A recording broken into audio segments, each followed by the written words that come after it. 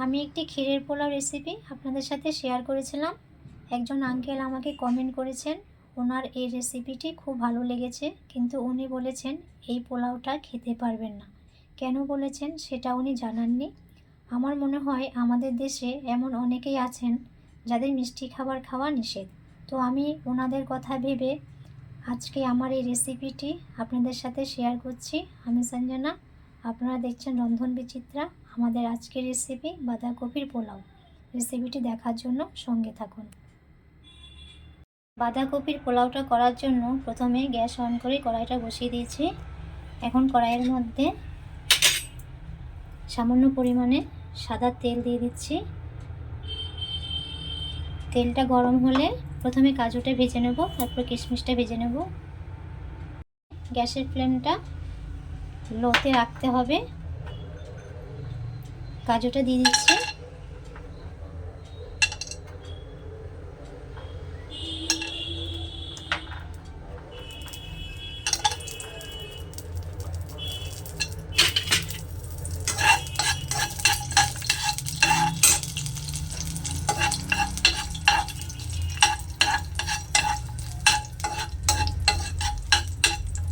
কাজু বাদামটা সামান্য একটু লাল লাল করে ভেজে নিতে হবে।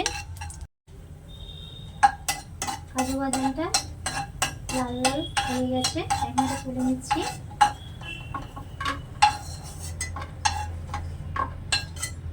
একই তেলে কিশমিশটা ভেজে নেব।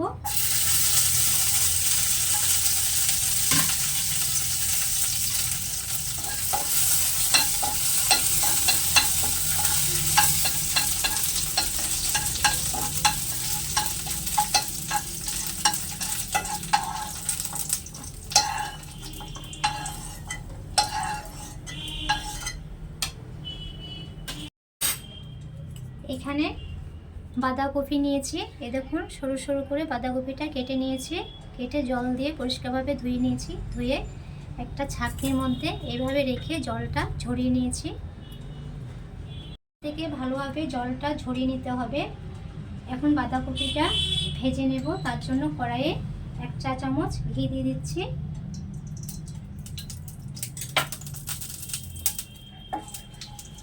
ঘিটা গরম হলে সামান্য একটু গোটা জিরে দিয়ে দিচ্ছি।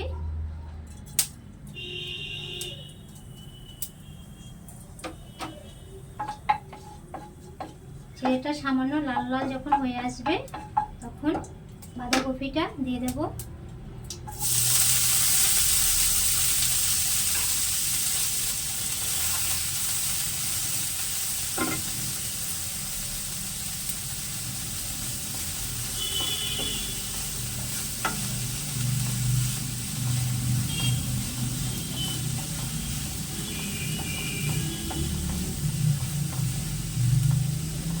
যতক্ষণ না পর্যন্ত বাঁধাকপির কাঁচা কাঁচা ভাবটা আর বাঁধাকপির মধ্যে যে একটা গন্ধ থাকে সেটা যাচ্ছে, ততক্ষণ আপনাদেরকে ধৈর্য ধরে বাঁধাকপিটা একটু ভেজে নিতে হবে।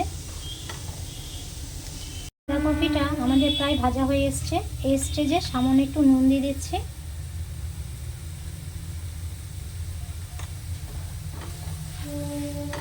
আর 2-1 মিনিট বাঁধাকপিটা ভেজে নেব।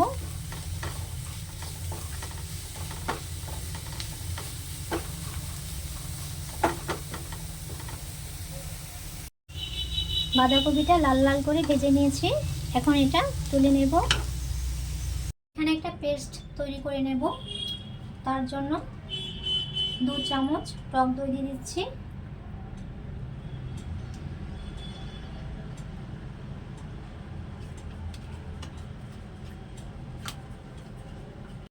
তার সাথে দিয়ে দিচ্ছি 1 চা চামচ চিনি। চিনিটা আমি খুব অল্প পরিমাণে ব্যবহার করছি। তারপরে দিয়ে দিচ্ছি 1/2 চা চামচ ধনে গুঁড়ো আর 1/2 চা চামচ জিরে গুঁড়ো। এখন এটার পেস্ট তৈরি করে নেব।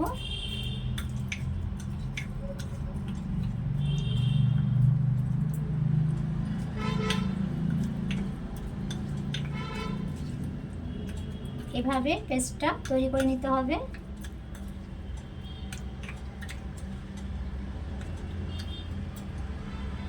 বেশ তৈরি হয়ে গেছে।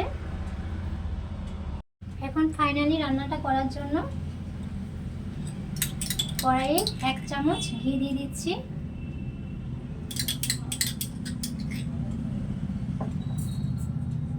আর সঙ্গে দিয়ে দিচ্ছি 1 চা চামচের মতো সাদা তেল।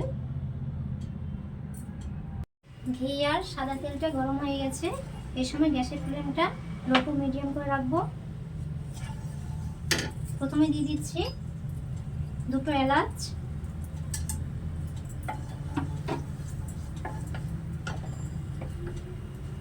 তারপরে দিয়ে দিচ্ছি গোটা জিরে 8 চা চামচ, 4-5টা লবঙ্গ,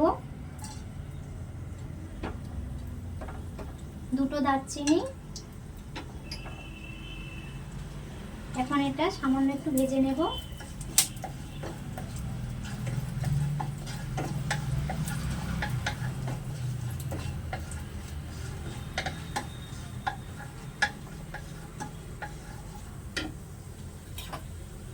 এটা সামান্য ভেজে নেওয়ার পর এখানে 8 চা চামচ আদা বাটা দিয়ে দিচ্ছি।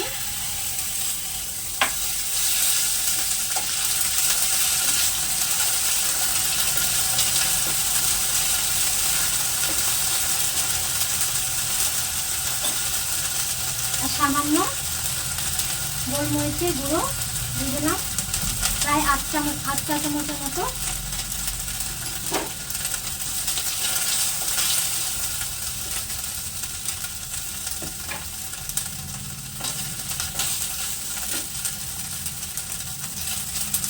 গ্যাসের ফ্লেমটা এই সময় আমি লোতে রেখেছি যাতে মশলাটা পুড়ে না যায়। এখানে আমি বাসমতি চাল ব্যবহার করব। 250 গ্রাম চাল আছে। এটাকে আমি ভালোভাবে জল দিয়ে পরিষ্কার করে ধুয়ে নিয়েছি। এখন এই চালটা এর মধ্যে দিয়ে দিচ্ছি।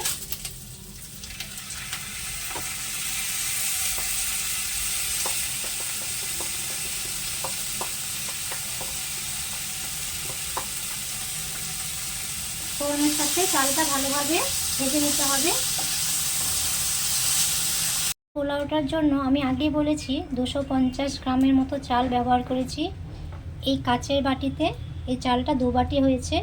তো এখানে আমি জলটা দেব 4 বাটি। 2 বাটি যেহেতু হয়েছে এখানে 4 বাটি জলটা দিতে হবে।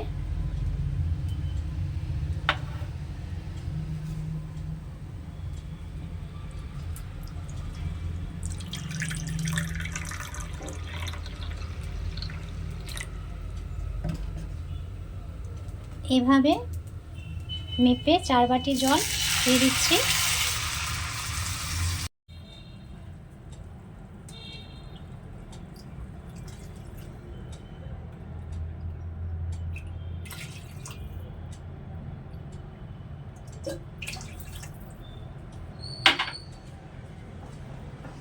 এখন ঢাকাটা দিয়ে দিচ্ছি।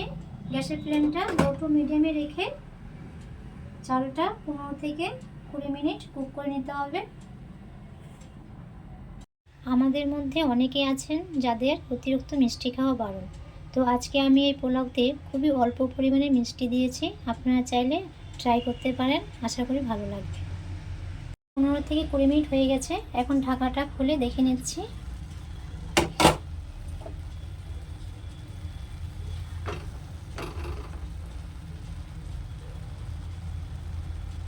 এই দেখুন চালটা বেশ সিদ্ধ হয়ে গেছে। সামান্য একটু জল আছে, এই জলটা শুকিয়ে নেওয়ার জন্য আর 1 মিনিটের মতো ঢেকে দিচ্ছি।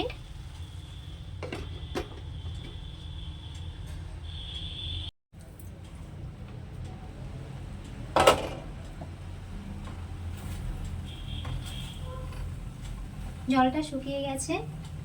এই স্টেজে দইয়ের যে মিশ্রণটা করে রেখেছিলাম সেটা দিয়ে দিচ্ছি।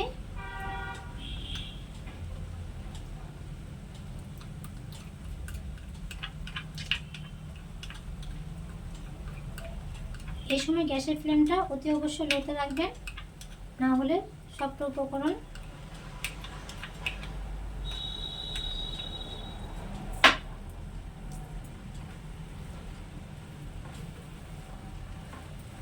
এই সময় গ্যাসের ফ্লেমটা লোতে রাখবেন, তা না হলে শক্ত উপকরণ পুড়ে যাবে। এখন দইয়ের সাথে চালটা ভালোভাবে মিশিয়ে দিতে হবে।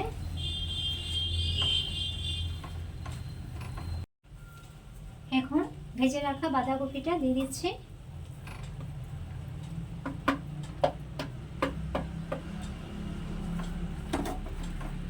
বাঁধাকপিটা দেওয়ার পর সবগুলো উপকরণ আবার ভালোভাবে মিশিয়ে নিতে হবে। আমাদের বাঁধাকপির পোলাও ফাইনালি রেডি হয়ে গেছে। এখন উপর থেকে ভেজে রাখা কাজু কিশমিশ ছড়িয়ে দিচ্ছি।